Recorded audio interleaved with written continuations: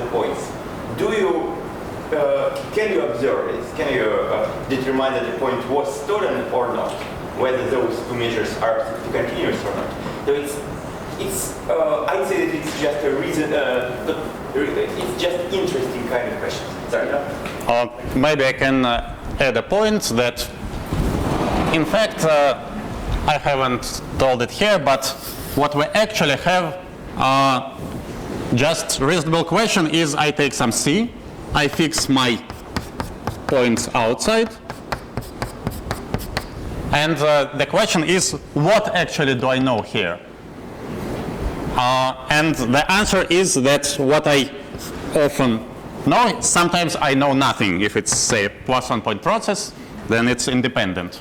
But it often happens that the only thing that I know here is the corresponding number of points. And that's it. It's not always the case. Sometimes we have additional invariance, sometimes we have nothing, but often we have just the number of points, and hence this definition. Thank you.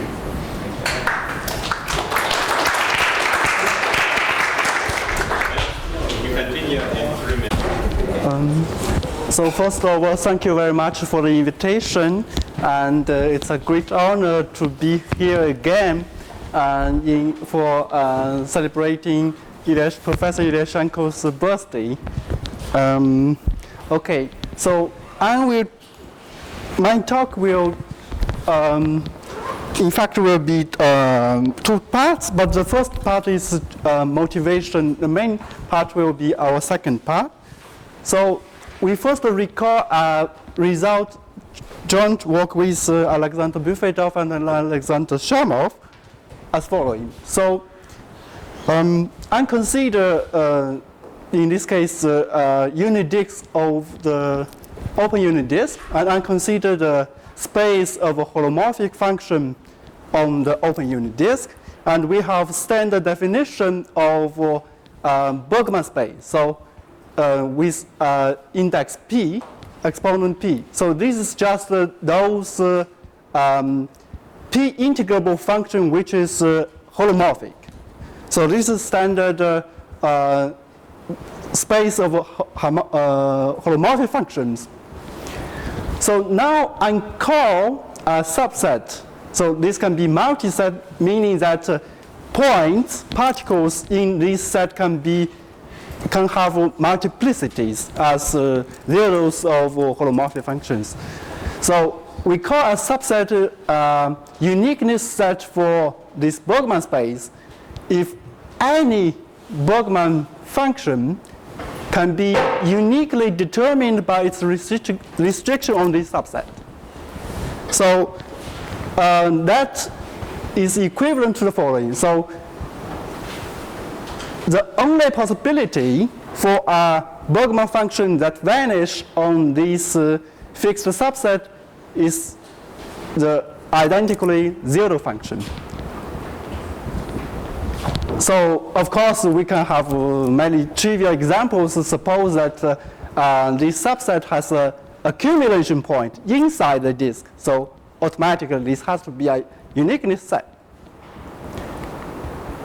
And we call a subset, also with multiplicity, a zero set for this Bergman space if it happens that there is a non-zero Bergman function whose zero set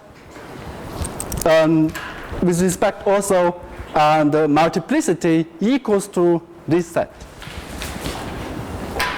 And these two definitions actually are closely related by the following equivalence. So a set is a uniqueness set for the Bergman space if and only if it is not a zero set for this same Bergman space. In fact, there's a long story, historic story about whether we can characterize all such subsets. For example, if we replace this Bergman space by the Hardy space, the classification of zero set or uniqueness set is completely known. And it is characterized by the following condition. So Blasch condition for Hardy space. So at P 0, so a subset is a P0 set if and only if the following conditions are satisfied.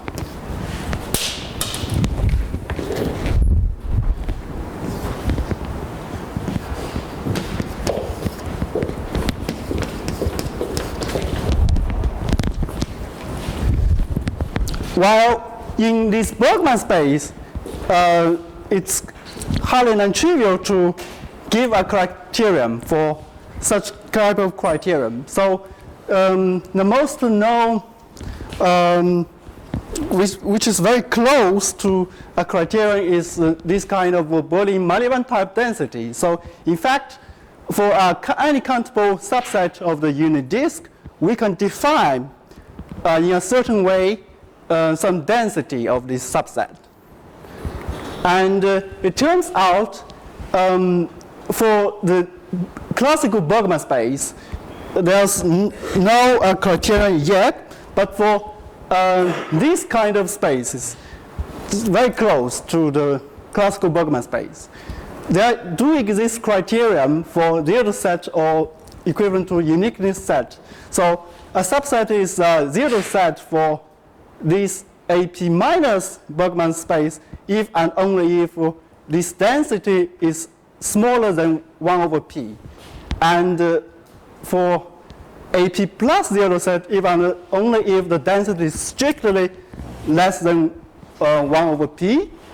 Therefore, the critical situation is the density equals 1 over P.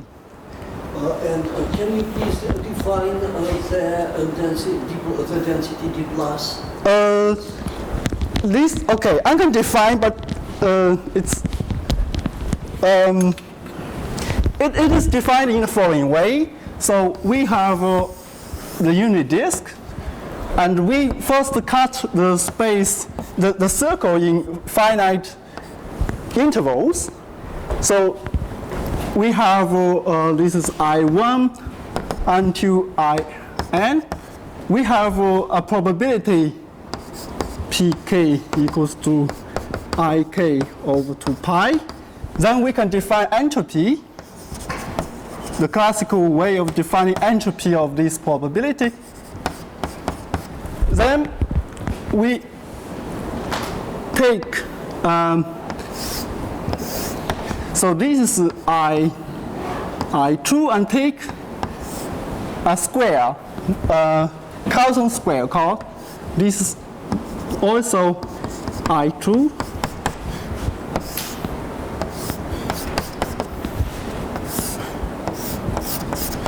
So the remaining part, we have this remaining part. We define 1 over 2, 1 minus. It's very close to related to this Blasch condition. So for those x in the remaining, this blue part, over the entropy. And we take the limit sup as the entropy goes to infinity. Then this is called the upper density of our subset of, so we have subset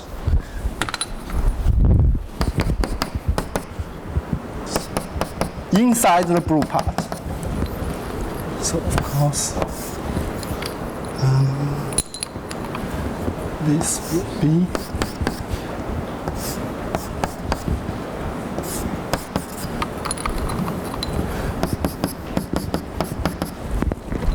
but however, this definition although it's very convenient to obtain such criteria, it's very difficult in general to compute explicitly such density.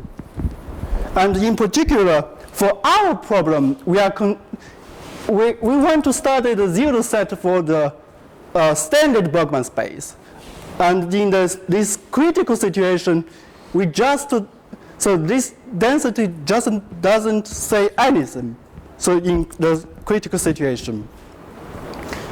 So now let us go to, in fact, until now there's no criterion for the zero set of classical Bergman spaces. Now let us go to one of the main objects of this talk. So let us consider the following very simple random series. So this series is random because the coefficient is chosen to be very simple, identically distributed, complex, and independent complex Gaussian random variables. So expectation 0 and the variance 1. And it's an easy exercise to see that the radius of convergence of this random series equals to 1 almost surely. Therefore, this random series defines almost surely a holomorphic function on the unit disk.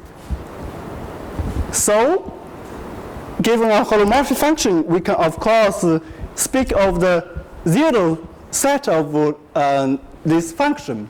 So we want to study the following random subset of the unit disk. So exactly those points vanish this function. In fact, we also count the multiplicity. And there's a particular conjecture for this particular random subset. So this is a particular case of this Lyons-Perez conjecture in determinant point process, which says that almost surely the zero set of this random series is a uniqueness set for this Bergman space for p equals 2. And we will see why this Bergman space is related to this problem. In fact, with Alexander Buffetov and Alexander Shermov, we proved this conjecture. But remark that, in fact, this is highly non-trivial because we are exactly in the critical situation. Why? So in fact, for this random series, by a very simple computation, we will see that almost surely this function is Bergman's function for p strictly less than 2. So using the criterion I just gave before, so that means the upper density is smaller, not bigger than 1/2. But since we proved this theorem, which also means the density should greater than 1/2 almost surely. So that means exactly we are in the critical situation. So there's no way to prove this conjecture, to prove such a result using this kind of density argument. But how we actually prove this theorem? So the first ingredient is there's a determinant structure behind this random subset. So I recall that this conjecture is related to the space of A2 Bergman space. So this is a reproducing kernel Hilbert space with the explicitly given Bergman kernel. And there's a well-known result by Perez very well-known and important theorem by Virac, saying that the probability law of this random subset is actually completely determined by this Bergman kernel in the following way. So this is a determinant point process already appeared in previous talk, gathered by the Bergman kernel in this way. So this random subset, we consider any tuple of particles, distinct particles, that one, that m, and we take small neighborhoods of all these particles. Then the event that our random subset, random zeros of these random holomorphic functions contains particles, at least one particles, probably more. The probability of such event is proportional when epsilon goes to 0 to the product of the area of all these small neighborhoods, and the ratio is exactly given by the determinant of the matrix whose coefficients are given by this kernel. In fact, the computation of the left-hand side object, there's famous formula for this. But the important thing here is the expression is exactly given by the determinant. This actually is mysterious. So even in their paper, they said this is mysterious. They do not understand why this is true. Then the second ingredient is, in fact, we actually solve the following conjecture. So there's a general theory of determinant point process, and in particular, suppose now I have a reproducing kernel Hilbert space of some L2 space. Then for this reproducing kernel Hilbert space, I have a orthogonal projection K, which is the reproducing kernel Kxy. This K will correspond or induce some random subset of E, whose probability law is uniquely determined by this kernel, which is called correlation kernel. And the conjecture of Lyons-Paris conjecture actually says that if I generate a random subset in this way, then almost surely this random subset is a uniqueness set for our previous fixed Hilbert space.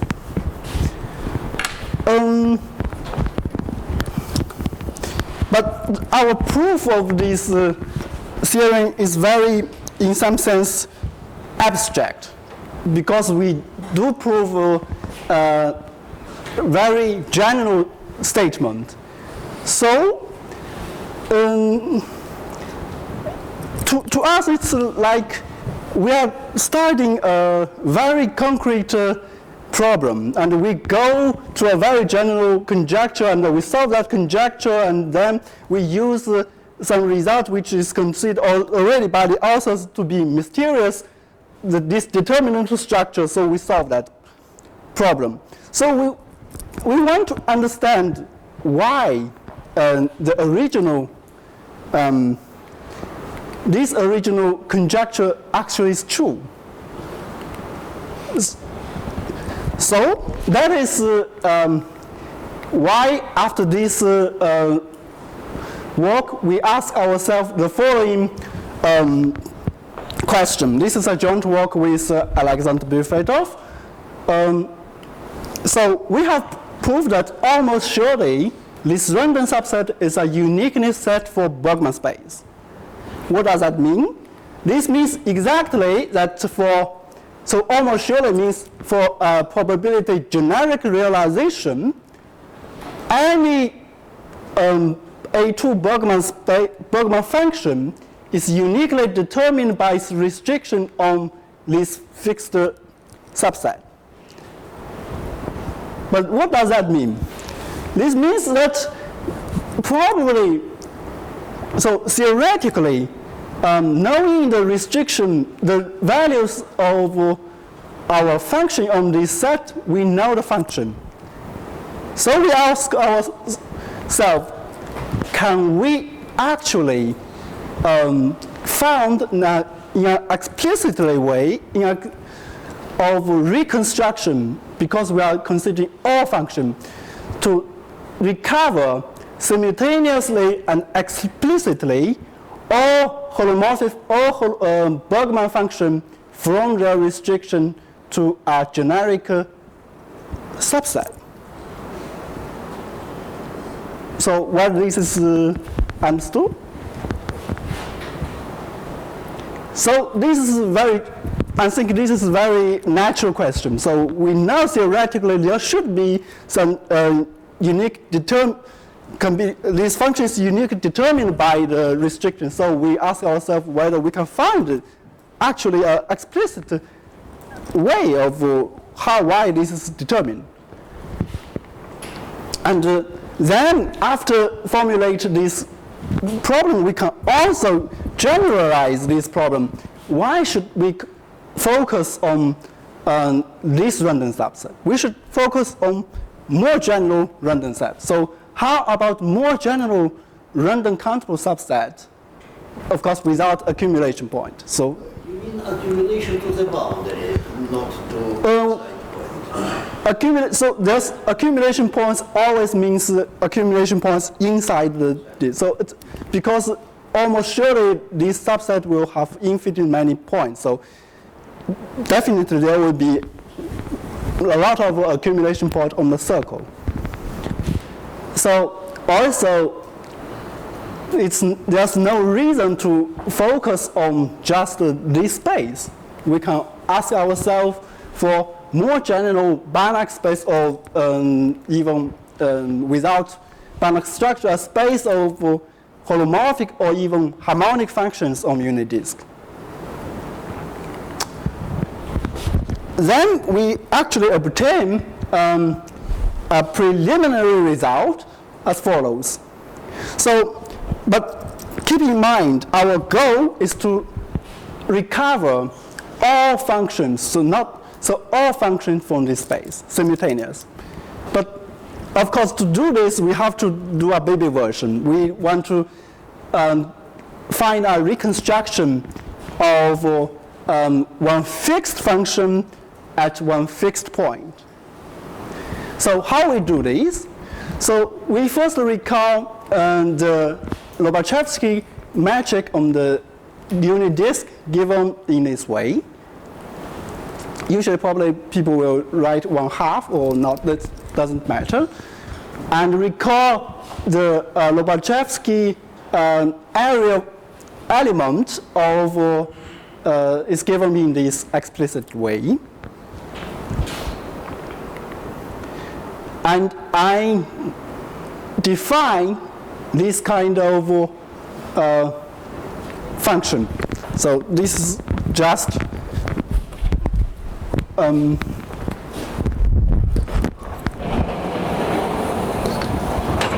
So Z now is unpointed. Yes, it's fixed. Z is fixed function. So it is not a uniqueness set, definitely, but you just write down a function with a prescribed value at Z. I will actually only know the values of the function on a fixed countable subset. but this Z can be outside this countable set. I see. So we know the values for this fixed set, and we want to know the value at this point. So, yes. So this function, this is for further reference. So this function here is just 1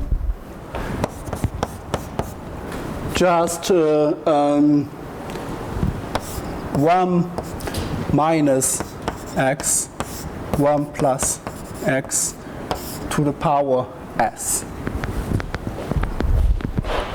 Here, and we do a little transform of this function. So, but in this way, it's very simple. Then we prove the following. So here, so let us try to see what is happening. So it's kind of okay, I still need a picture to explain. So we have our circle, and we have a countable infinite subset, and so we have also a fixed function, Bergman function, and we want to know the value at this point, given the value at these orange points. So what we do is following. We draw, we consider this point as the origin, and we draw annuli, hyperbolic annuli of surrounding this particle. And there will be particles inside. And we take, so of course there's no accumulation point for any compact subset. So there's only finite many particles in these annulus. So we take the weighted sum of values on these orange points. Then we get a weighted average. And it turns out this weighted average, the difference between the weighted average and the value of the function on this point is governed by, is very small. Well, small when this s is approximately very close to 1. But so immediately there's a consequence. So since this part goes to 0 when s goes to 1, so this is mean goes to 0. So by Borel-Cantelli, we know that this part goes to 0 when s goes to 1 sufficiently fast. So we have immediately this corollary. So the value of this function at this point is the limit of this weighted average. So here I erased the expectation, the difference expectation here, but it's okay. But small manipulation. And in fact, the difficulty even in this baby version is why we consider this double summation. This double summation actually is needed. Why? Because when s is very close to 1, this series does not converge absolutely. So in fact, it's, in some sense, to us, it's much easier to prove the result using this double summation then to find actually this double summation. So, but using the method we prove this baby version, we can do actually more. So this holomorphic function, the holomorphic can be replaced by harmonic. And the function, so we originally considered only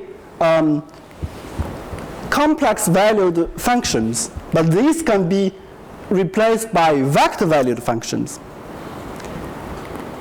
And more important and less trivial generalization is this Bergman space can be replaced. So the condition that function should be in Bergman function can be replaced to be function in some weighted Bergman space with some control of the norm.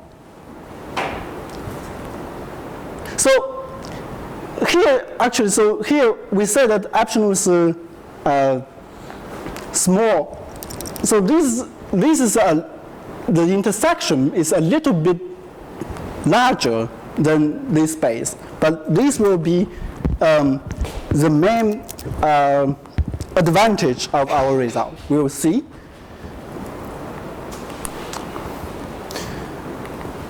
So, in fact, the idea behind all this computation is the following. So, we have, so given a harmonic function on the unit disk, we can obtain a mean value property in the following way. And all we do is actually a discrete approximation of this classical mean value property for harmonic function. So how this identity is related to our problem? In fact, if we take expectation here and expectation here, we will, so expectation of the numerator and the denominator, we will exactly arrive at this kind of identity. I will skip at this moment this. So a natural attempt to, so since we already know how to reconstruct a fixed function, a natural attempt to reconstruct a simultaneous OR function is take the supremum. So take the supremum if I can prove that this supremum for all function, this fact, the expectation goes to 0, then I also gain. Unfortunately, we proved that it is impossible to obtain a simultaneous reconstruction for all Bergman function using this way, meaning that there's a universal constant below, so which is the lower bound of the mean difference. Now, so in fact, this part, it can be computed in very simple way as the following. So this supremum, so using the property of reproducing kernel Hilbert space, the supremum will be exactly this thing. But here, if we consider this as a vector valued function, this is a function, so a family of function indexed by x. So, so this function is in this Bergman space. So in some sense, this proposition means that we cannot reconstruct this function. This is a harmonic function. The function K, this Bergman. So this is a vector value. So for any x, I have a Bergman function.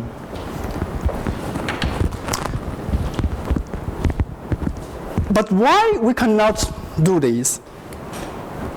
This is because before we say that we can do a little bit more, and in fact we do use the fact that the function is in, so here in A2, which means there's a growth condition of the function. And if we consider this vector valued function, the growth is too fast.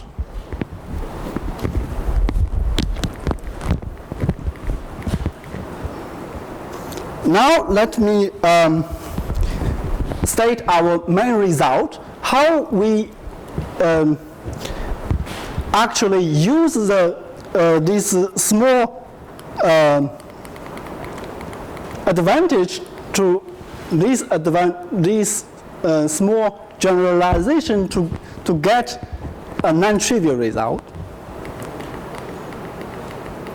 So I already promised that we are not focused on the random subset of zeros of our random holomorphic functions. We consider more general random subset of unit disk. So our first assumption is that in average, the number of particles is proportional to the hyperbolic area of that region.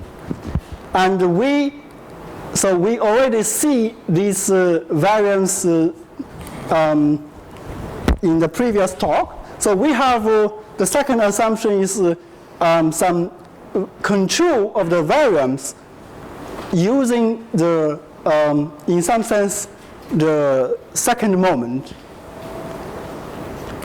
So this assumption in fact is not big assumption, because many important cases we do have this property. For example, the Poisson point process, meaning that we have a random subset and the number of particles in disjoint region are independent. And for general determinant point process with Hermitian correlation kernel, in our case it's an orthogonal projection. So all these cases we do have this control, and more generally all these two situations belong to more general situation called negatively correlated point process.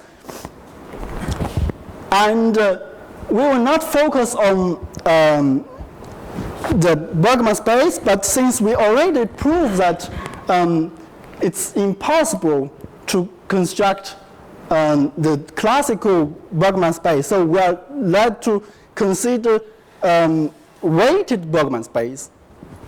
So, okay.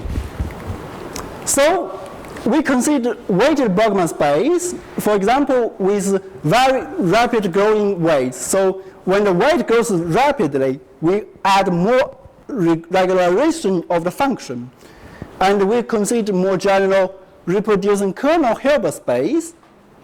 For example, have the control of the reproducing kernel, and the more general harmonic functions arise as Poisson integrals of some measures.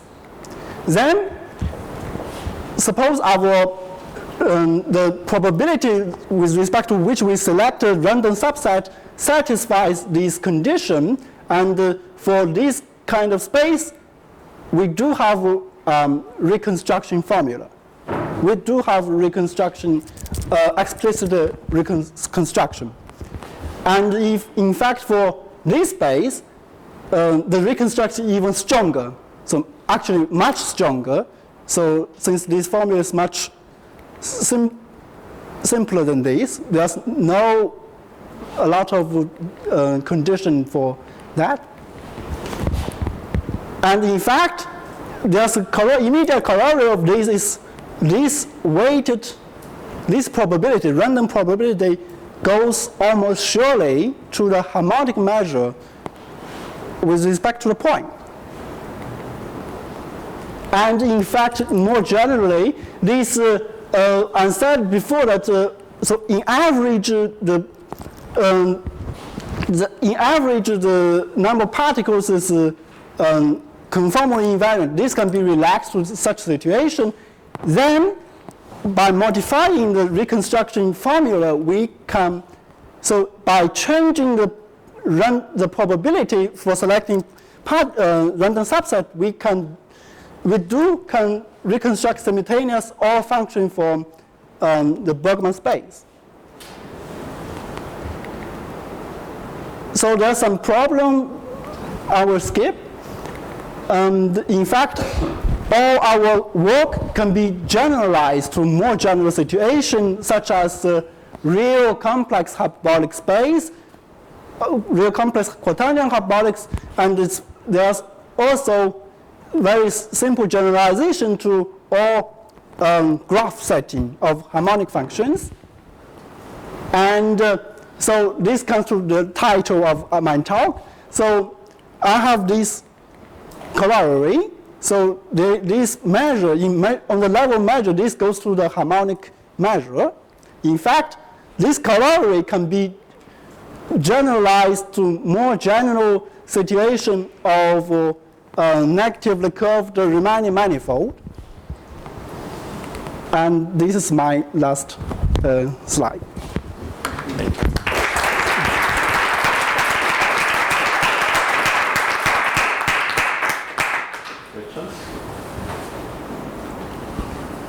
Do I properly understand that this is a new kind of representation formulas that holds almost surely with respect to some distribution? Is it correct? I think, well, to understand this more, probably I will go back to our problem.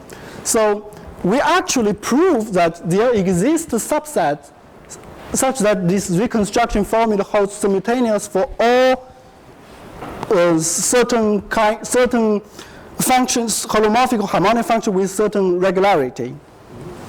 So we're just using probability method to construct subset, such kind of subset. And it is completely new that the existence of such subset is new. And that is why we give this problem. Okay, so let's end the speaker again.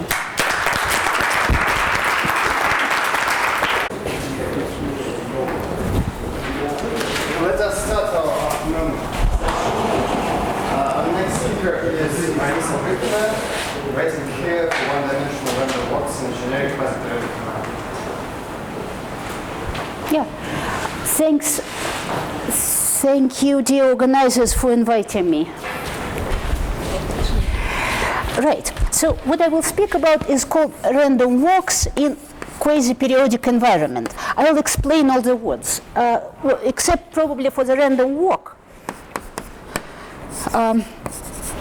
Random walk, I will look at two models. One is on Z, and it's just, we have, here is my Z, and I have integers. So from integer j, I will go to the right with probability p, j, and to the left with probability 1 minus pj, which I will call qj. And that's how it is. So this is z n will be my stochastic process. And just to fix the notations, the probability of z n plus 1 to be g plus 1 is under the condition that zn is g is pj. So look, this is time and this is the place. And probability of to be g minus 1 is qj. Okay. And also, I will look at a corresponding model, random walks on the circle. So this will be the same, but the notation is xn.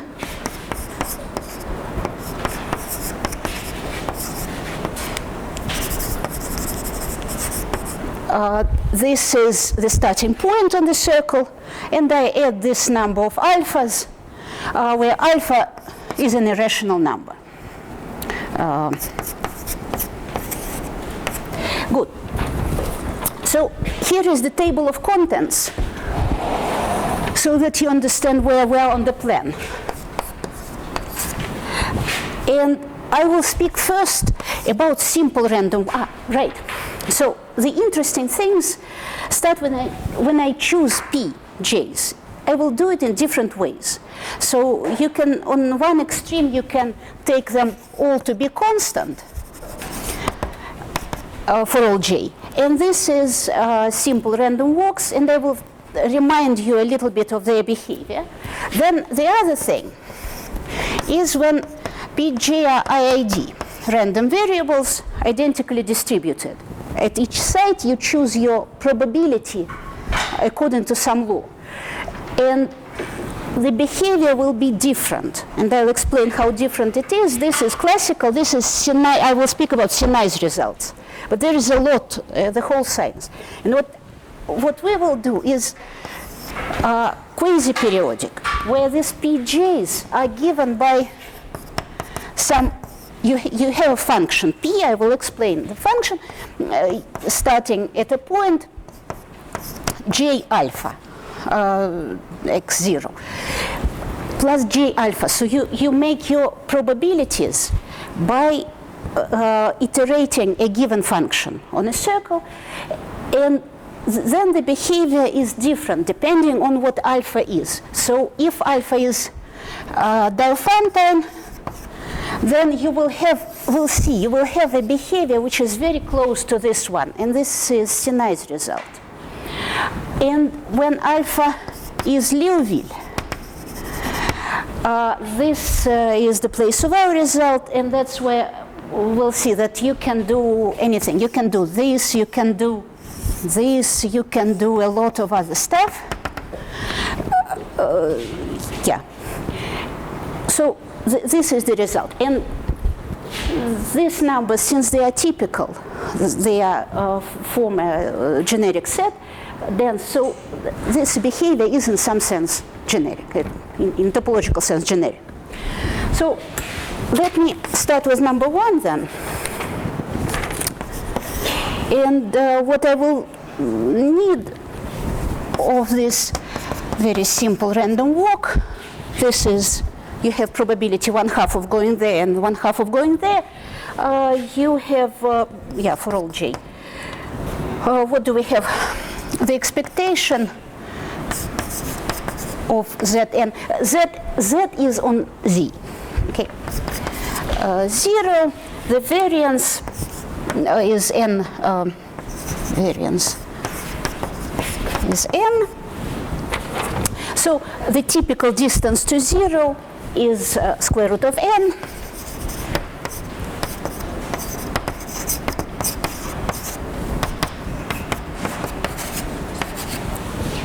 So if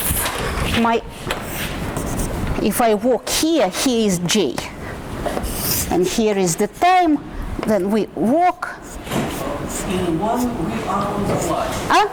We are on the line. Right now, yes. Right now we are on the line, and this is the time, and with time I go there or down. Down, I can also go down.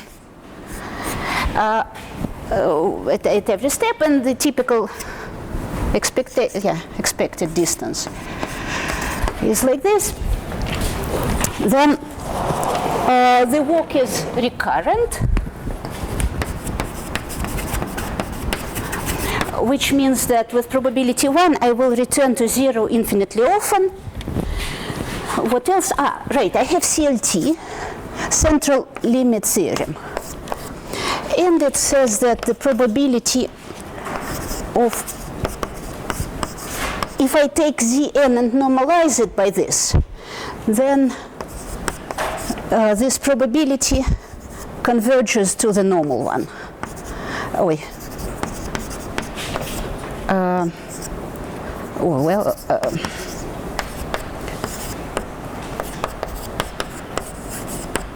And let me call this phi of theta.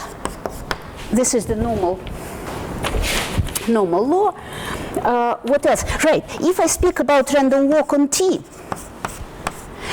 I can look at the invariant measure for my walk, and there is Lebesgue measure is invariant for this.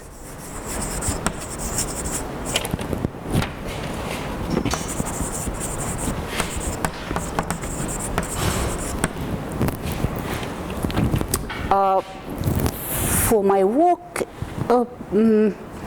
right, the measure, right, I won't give the definition here. Good.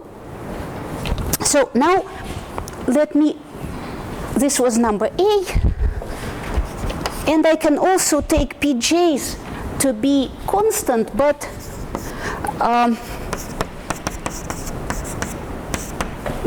not necessarily 1/2.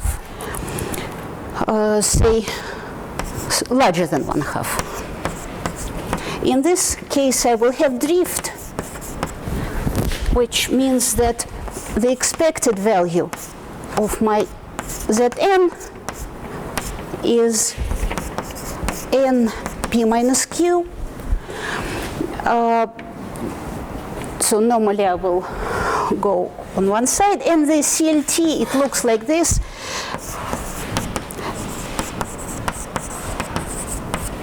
If I take away the mean value, then this goes to phi of zeta.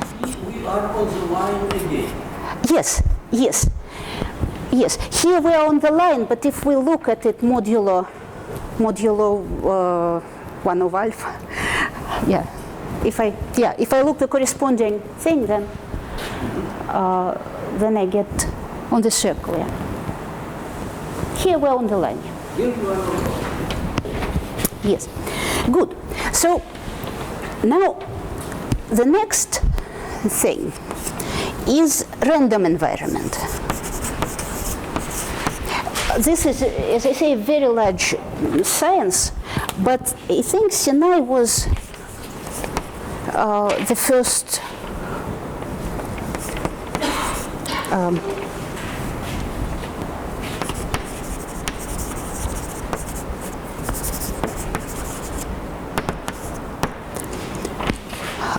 let me right now say that Pj are in a compact for some small epsilon I need it for the result. So Sinai independent identically distributed random variables. So you choose at every site, you choose Pj and you have a law for it, something. Either you throw a coin to it. Yeah? And you do like this. You throw your coins to fix the p's, and this is your environment. And this is called your random environment. But it's done first. And then you start traveling. That's for this result how you do. Okay.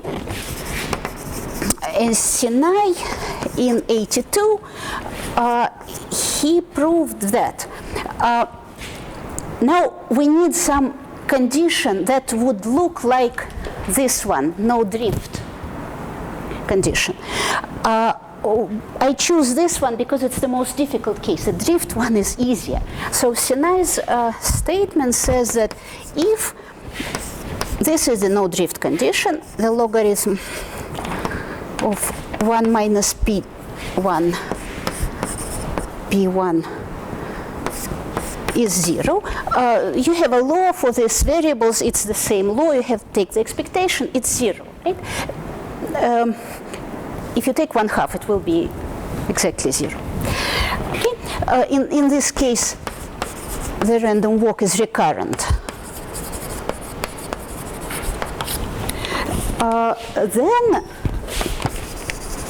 the typical distance to 0 is not square root, but logarithm squared.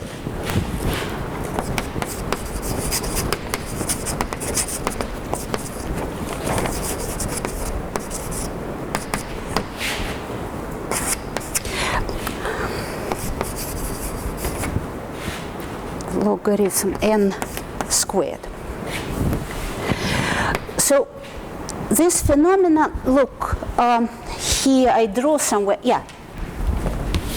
Typically, you get much closer to, stay much closer to 0 for the walk, and this we call it localization. There is a formal, much more formal and better explanation of this behavior, but let me skip it. For now, this is called localization.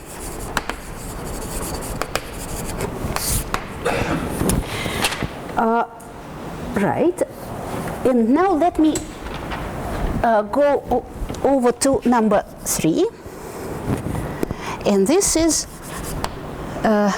random walks in the quasi-periodic environment. So let me start on T.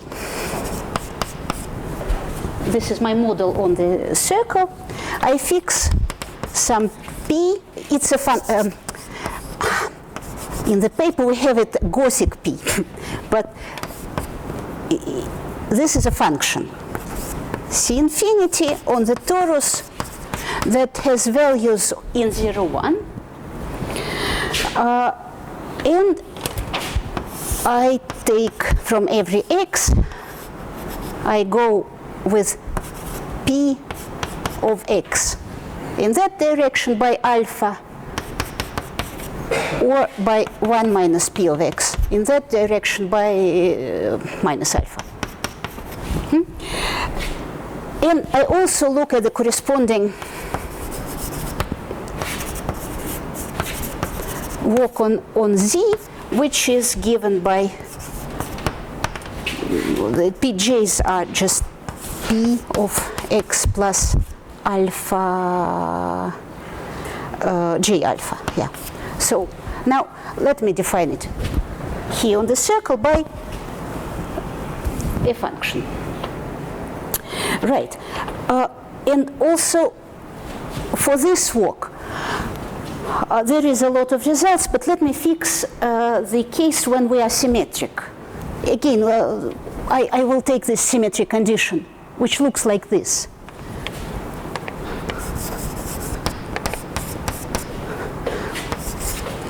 Set of C infinity functions on T such that integral of logarithm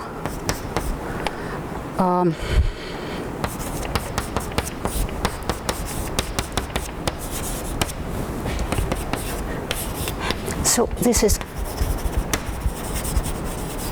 a symmetry condition, and then see nice result 98.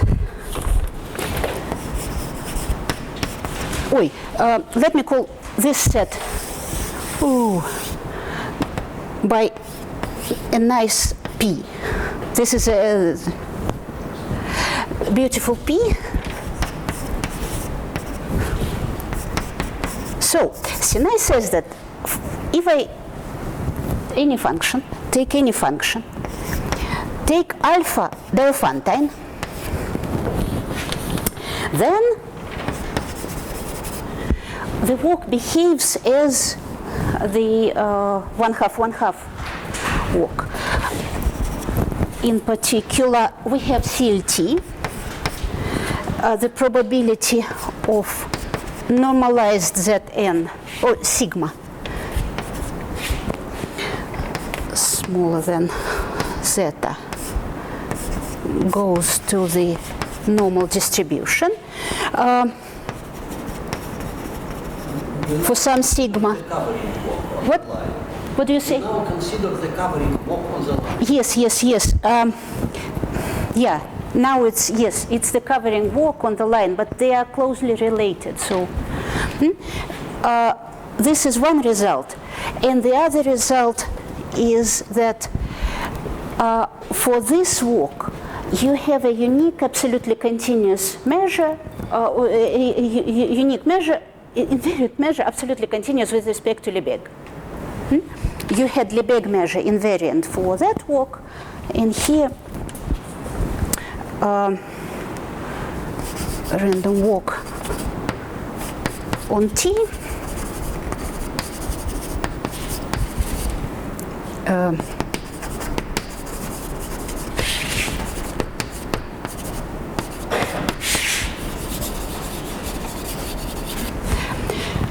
And the distribution of every point under this, after any n steps, converges to this measure. So you can reconstruct this measure from the walk. Good. In fact, this is, Dima Dolgopyat wrote it as a statement in his paper, but he refers to Sinai. It's difficult to find this statement in Sinai. Dima says it's here, pointing at some formula. Right. So this was about walks that are symmetric, but non-symmetric walks with drift. There is a lot of results as well, and you also have something like this. CLT and the invariant measure, it's easier because if you have drift, you don't even need the Diophantine condition. And this is done by Koloshin and Sinai and Dolgopyat and Koths. Good.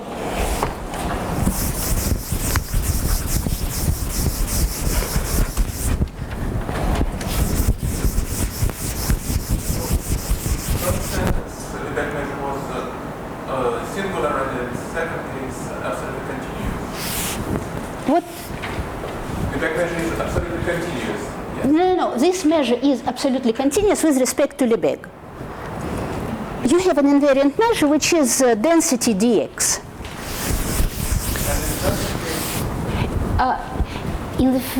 I never spoke about the case where you don't have measure. For the simple random walk, Lebesgue measure was so density 1 was invariant. It's nice statement. There is the place let P belong to P. Yeah. It says here.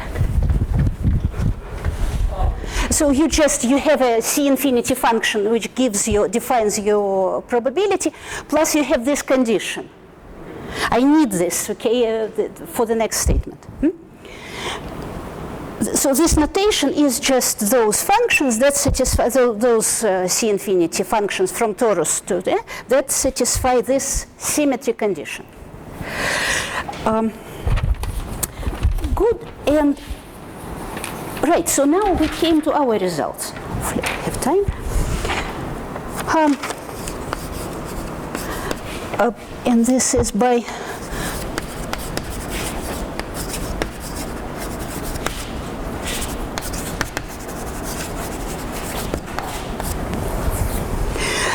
So now we have Liouvillean alpha.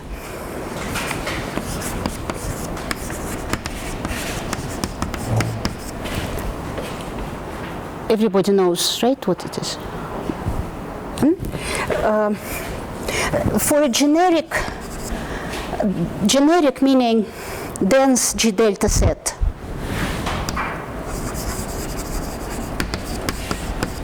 In this one, and almost every x on the torus,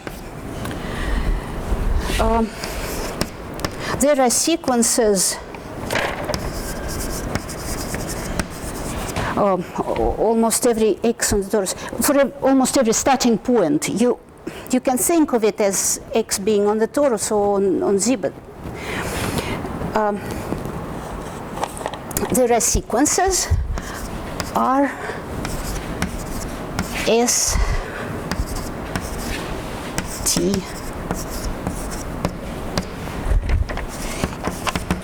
such that, let me first write the statements far away from each other, and then I will explain what. If you take time to be in this sequence RK, then you have localization.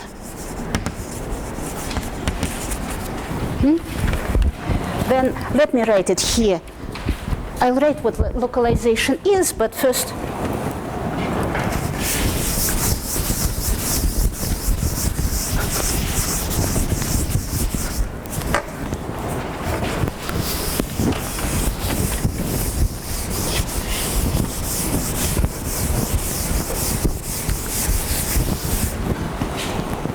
what are the types of behavior we can have?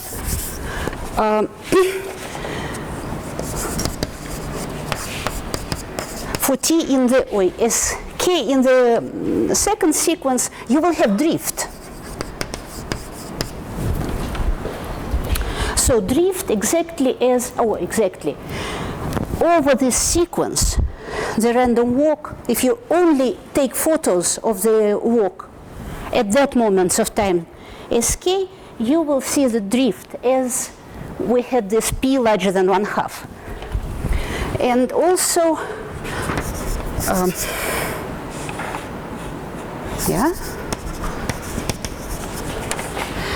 for T equals Tk, you will have drift in two directions, and you will have a kind of atomic invariant measure.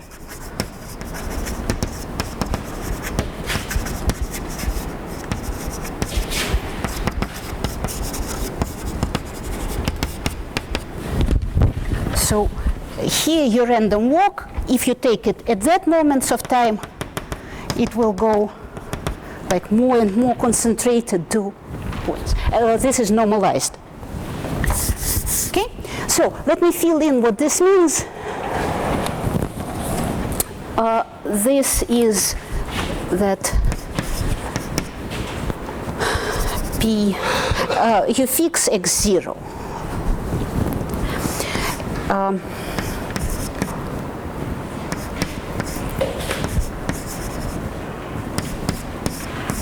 It's the same logarithm t squared, and the probability that your random walk is larger than this is smaller than t to the 1 over square root of t. Okay, so for large t, you behave like the localized random walk. This is for localization. This is localization, yeah? Okay, then also for drift. For drift, there are mu k, which is of the size approximately sk 1 minus epsilon, and this epsilon you fix in advance and build this. For every epsilon you can do so, and sigma k, mu k will be your expected values, and sigma k your variations, and they are of order square root of this moment of time. You will have drift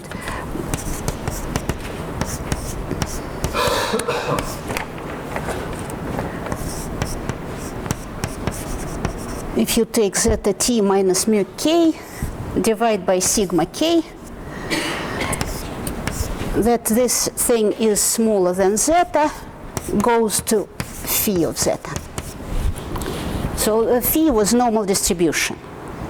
Okay, so you really as if you have a drift, and this thing a little bit more technical to write down. So they exist bk and epsilon k going to 0, bk just positive constants, and epsilon k going to 0, such that the probability of zt minus bk smaller than epsilon k, let me normalize it, is the probability of this smaller than epsilon k is larger than 0.1 for all k. Look, so that zt minus bk divided by zt divided by bk, zt normalized by bk minus 1 is smaller than epsilon k. So we are close to epsilon k close to 1. This probability is larger than some positive constant independent of k. And also zt plus bk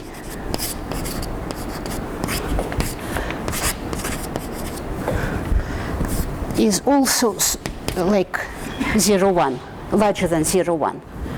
It means that your normalized walk will be concentrated around minus 1 and around 1 with probability epsilon k.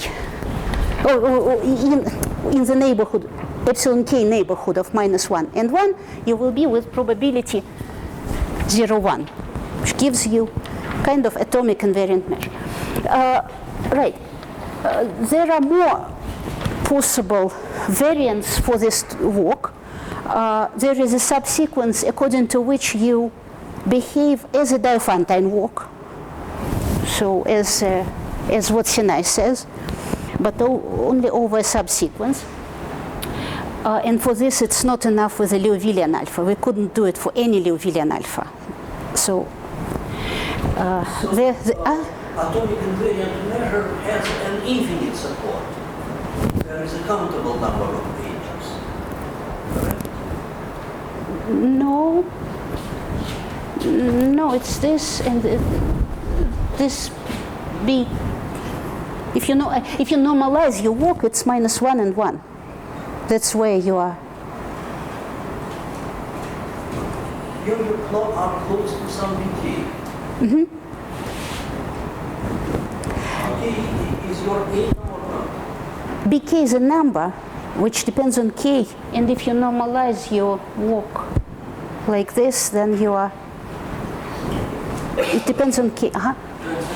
Correctly, but there are 3 regimes, and the effective invariant measure is much more difficult than just atomic or Exactly. Look.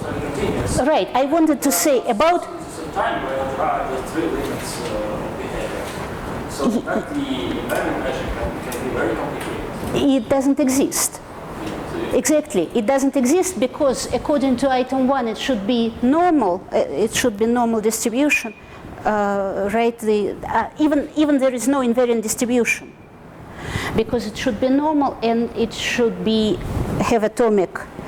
So the corollary is that there is no invariant. If you look at this, the equivalent of this on the circle, there is no invariant measure, and for this there is no invariant probability law. Let me jump over writing these corollaries, but the corollaries are that there is no.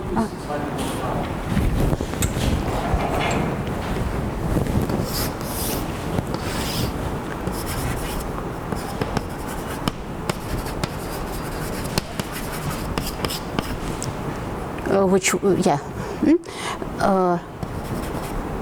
And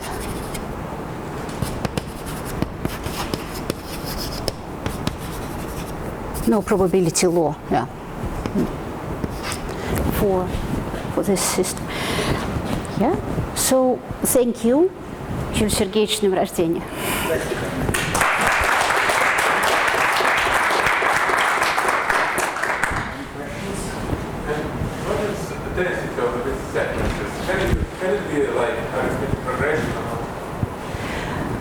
Which set? Sequences.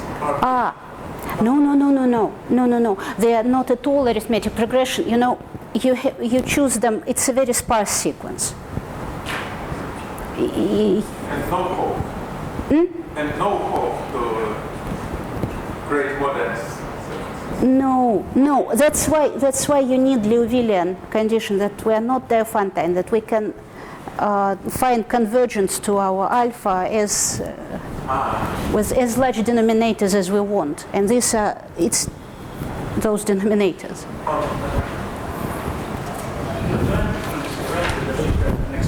expressions for sigma k for those variances. No, for sigma k's. Yes. Yeah. I have a small question.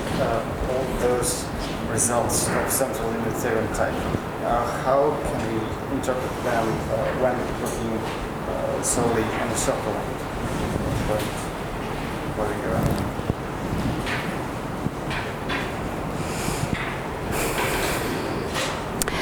On the circle, we wanted to contrast to Sinai's result that there is no invariant measure, and they cannot be invariant measure because of this behavior.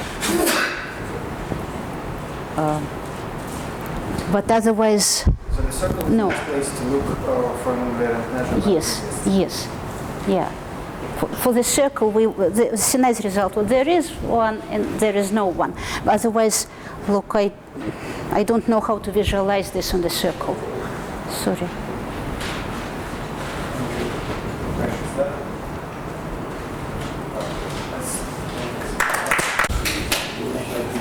Our next speaker is Christian Bergman.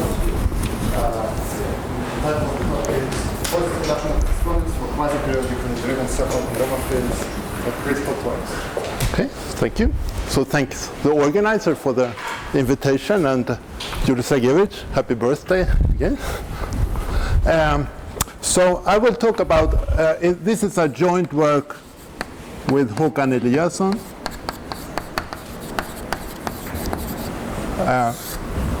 And the structure of this talk will be the following. So first, I will talk about some 1D models. And then secondly, I will introduce skew products. And here I will pose some open problems. So, and then in the third part, I will talk about the model we studied. So the model, or our model, and then I will say some results. So this is the structure of the talk. So let me introduce the main quantity here. So first, just consider a map F from I to I, where I is either an interval, compact interval, or I is the circle T, which I think of R modulo the integers. And let's put some regularities to say that it's C1. And then, then we want to look at iterates of this map, and we want to see how they depend on the initial point. So if I introduce the notation xn is the nth iterate of a point x in I, then to measure if there is some kind of sensitive dependence on initial condition, we want to look at the derivative of xn with respect to x, which just by the chain rule is just the sum, the product of j goes from 0 to n minus 1 of the derivative along this orbit. So then we know how xn depends on the initial point x. And then I introduce the Lyapunov exponent, which is just, I denote it by L of x. So this is just, I take the limit, or if it doesn't exist, let's take lim inf, as n tends to infinity of 1 over n, and then the logarithm of the xn, the x, to see if there is exponential growth or exponential decay of this. So this is one of the main quantities. So we are interested in the case when this is positive. It means that we have some, that something is chaotic, at least if this happens on a set of positive measures. So the first example of such a model, so we can think of, we take this classical quadratic family, ax 1 minus x, which I think everybody has seen, where a is a parameter. So these maps look something like this. They go up to a over 4, and they have a critical point at 1/2. So these have been enormously much studied, the dynamics of this map, and in this case the interval is 0, 1. And I mean, we know a lot about this, but for example, we know this, that if I look in the parameter space, so taking different parameters in the interval 4 to say 4 minus epsilon, where epsilon is some small number, we know that there is a set of positive numbers, or a positive measure. So we have the Lyapunov exponents is positive for almost every x for a set for a large, in measure sense, set of parameters A. So with a high probability, if you pick an A in here, this one will have a positive Lyapunov exponent for almost all x. We will have an absolutely continuous invariant measure and so on. So we have this chaotic dynamic. So this Lyapunov exponent, maybe I should indicate that you have for the family A, for almost every x this is positive for a large set of parameter values A. But we also know that there exists an open and dense set of parameters A for which this map FA has an attracting orbit. So there is another set in here, an open and dense set. So if I take such a value A, then this map has an attracting periodic orbit, and it attracts almost all x. And then the Lyapunov exponent will be negative. So it means that chaos and order is very kind of mixed in this region. So these results, I'm always afraid of saying names because then you forget one. But I think we should say Jakobson, Benedict Carlsson, and we should say Lubitsch, and we should say Grachuk and Swiatek, and then Jakobson, yeah, it was the first I said, yeah. So Jakobson. So this is very well studied, and the kind of mechanism for this what this is essentially about. So if we look at the dynamics on 0, 1, what one has to control is actually the orbit of the critical point. So we have a critical point. So see, for every A, we have always a critical point at 1/2.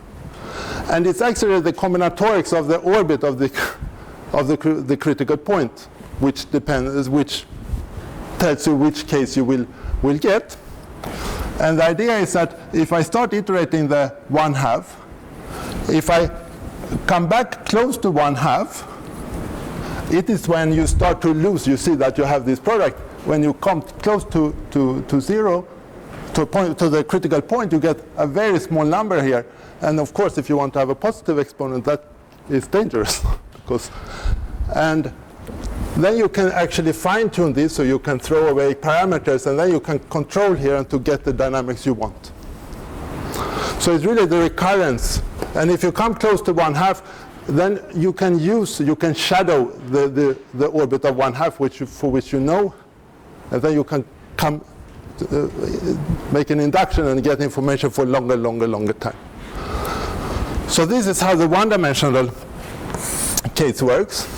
But now, let's say this, that if we don't iterate with the same A all the time, so let's say that A varies a little bit with time, then one can ask which of these are typical, what would typically happen? Will it be this attracting behavior which wins, or the chaotic that wins? Well, in fact, to have these attracting orbits, they are very sensitive. So if you perturb it, it should kind of disappear. That is the kind of spirit. So to study this, or to make a model, we look at skew products. So this is this second part. So now we talk about skew products.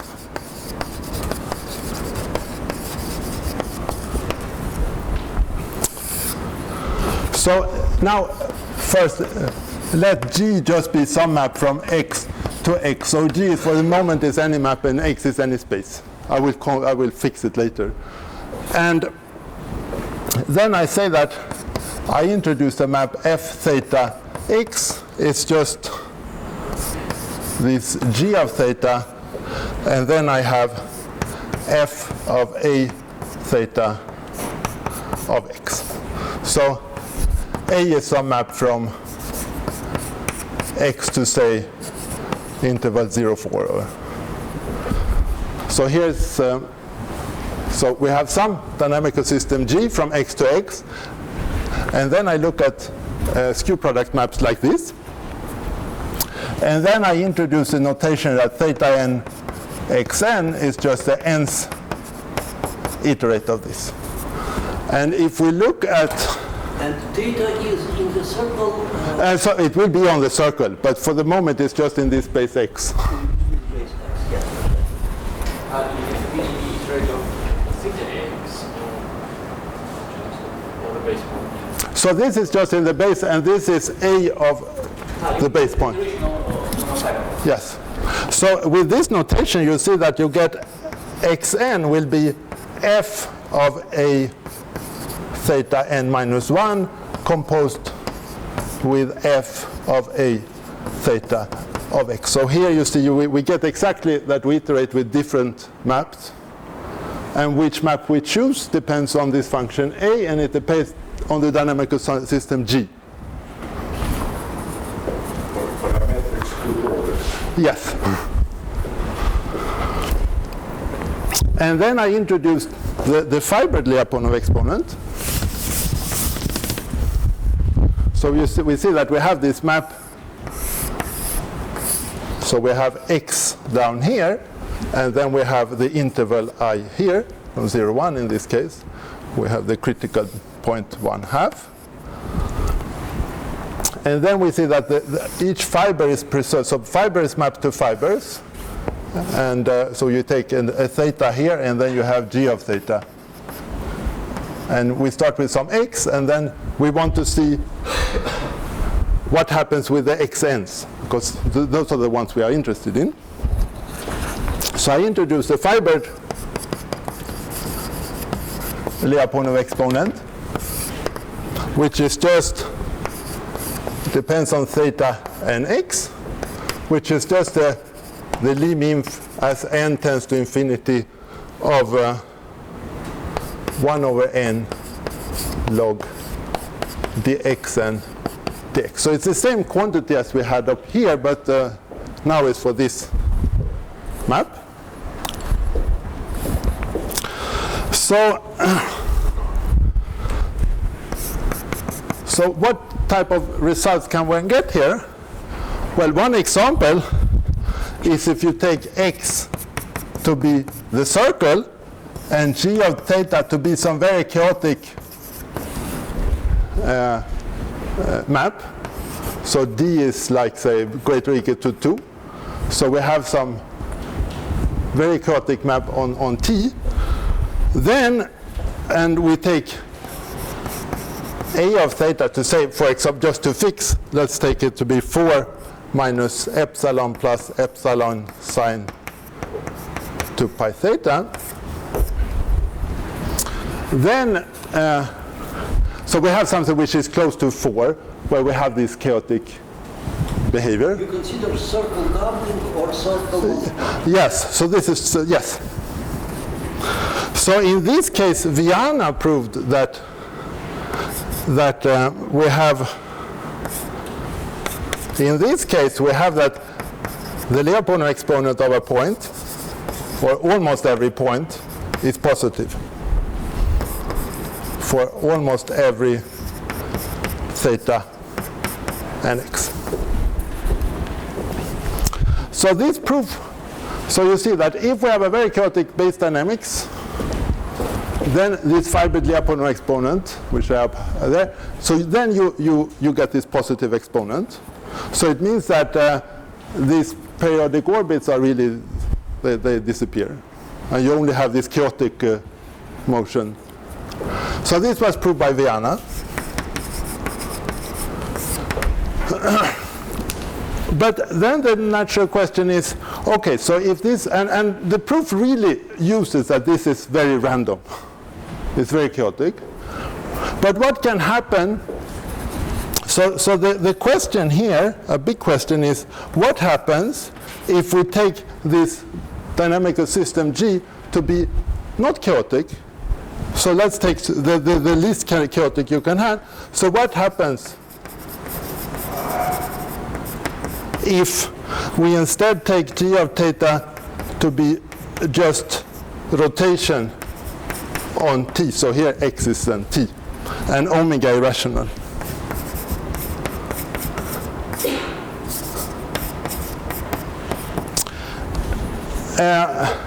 Of course, if omega would be rational, this is a one-dimensional problem essentially, but if this is irrational.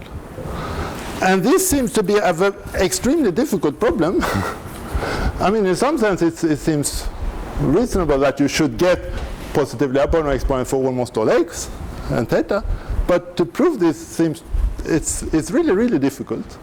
And we have not succeeded in doing this. And I know that people have thought about this, but I mean, when you post it like this, it seems like a simple problem. So what do you do if you cannot solve the problem you want to solve? Well, then you try to solve something which is a little bit easier. And in our case, the problem actually lies in that for this quadratic polynomial, which we have here, the critical point is too flat.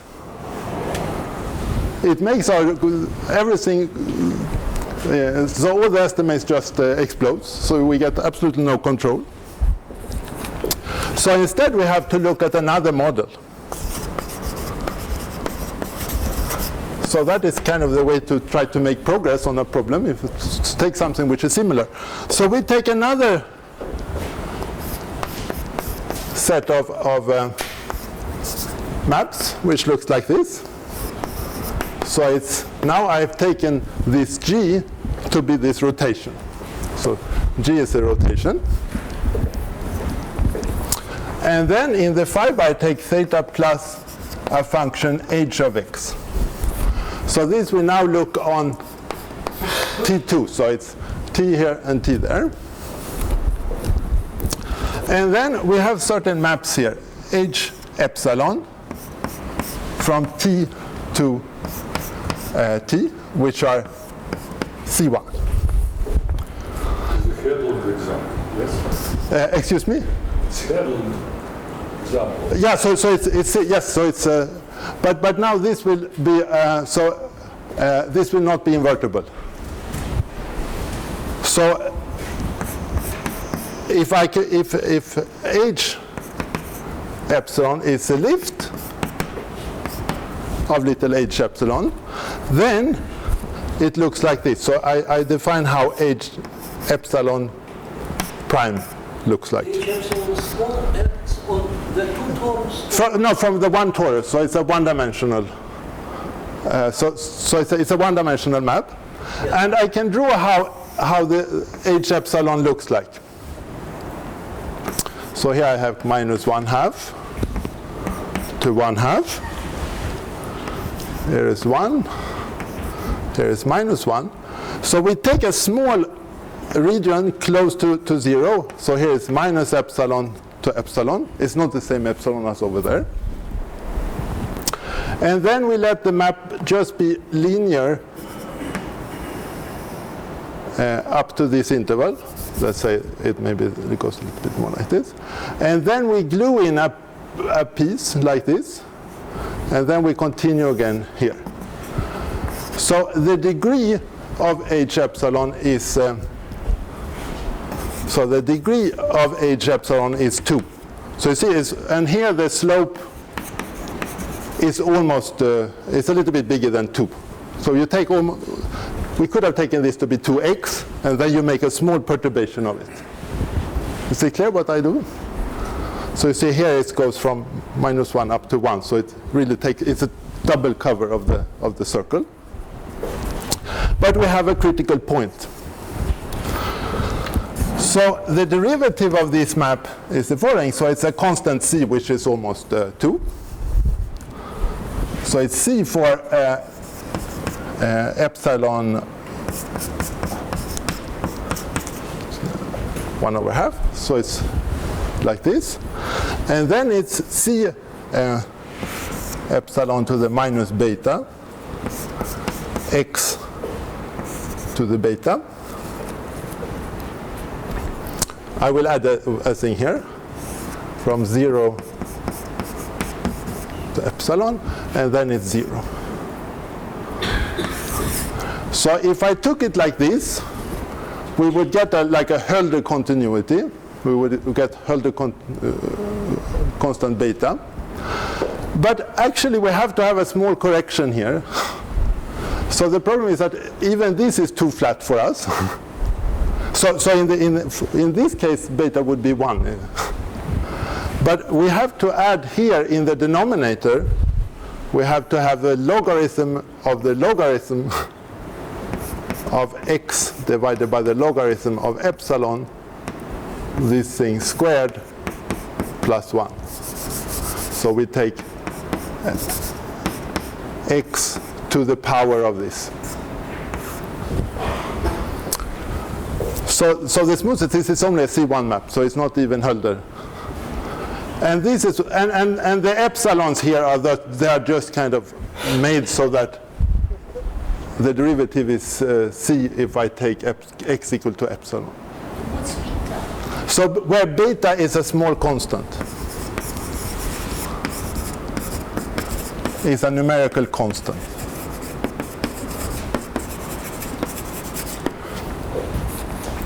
So that it looks that it is almost like piecewise linear, it's not important for the proof. It's just to make things easy. What is important is the behavior of the critical close to 0. So how flat so it should be epsilon beta times this. And it's this flatness that is important.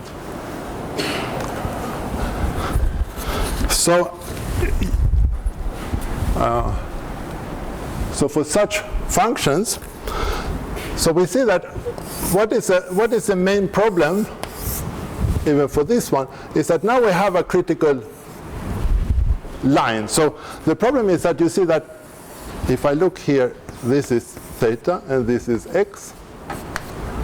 So this is minus 1/2 to 1/2. This is on T2. The difference with the one-dimensional case is that now we have a whole critical line. So we have a whole line on which if an iterate come here, the derivative is 0. And the Lyapunov exponent goes to 0. And if I take this line, I call it L, and I iterate it with this map